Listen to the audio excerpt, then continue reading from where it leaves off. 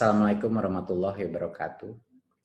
Saya ingin memulai dengan menyatakan terima kasih atas semua saran dan masukan yang disampaikan berbagai pihak dengan program organisasi penggerak. Niat kami sejak awal adalah untuk bermitra dengan para penggerak pendidikan dan menemukan inovasi-inovasi yang bisa dipelajari oleh pemerintah serta diterapkan dalam skala nasional. Itulah makna dari program POP, agar Kemdikbud bisa belajar dari masyarakat pergerakan pendidikan. Hanya satu misi program kami, mencari jurus dan pola terbaik untuk mendidik penerus negeri ini. Minggu lalu, saya memutuskan melakukan penundaan sementara dan evaluasi lanjutan. Namun, polemik serta kebingungan masih terjadi di masyarakat, yang harus saya jawab.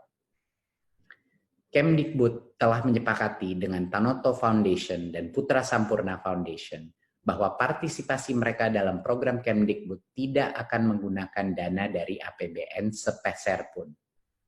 Mereka akan mendanai sendiri aktivitas programnya tanpa anggaran dari pemerintah. Harapan kami ini akan menjawab kecemasan masyarakat mengenai potensi konflik kepentingan dan isu kelayakan hibah yang sekarang dapat dialihkan kepada organisasi yang lebih membutuhkan. Saya juga ingin menyatakan apresiasi sebesar-besarnya atas masukan dari pihak NU, Muhammadiyah, dan PGRI mengenai program organisasi penggerak. Ketiga organisasi ini telah berjasa di dunia pendidikan, bahkan jauh sebelum negara ini berdiri.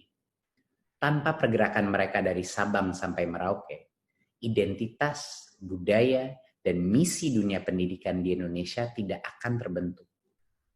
Dengan penuh rendah hati, saya memohon maaf atas segala keprihatinan yang timbul dan berharap agar tokoh dan pimpinan NU, Muhammadiyah, dan PGRI bersedia untuk terus memberikan bimbingan dalam proses pelaksanaan program yang kami sadari betul masih belum sempurna.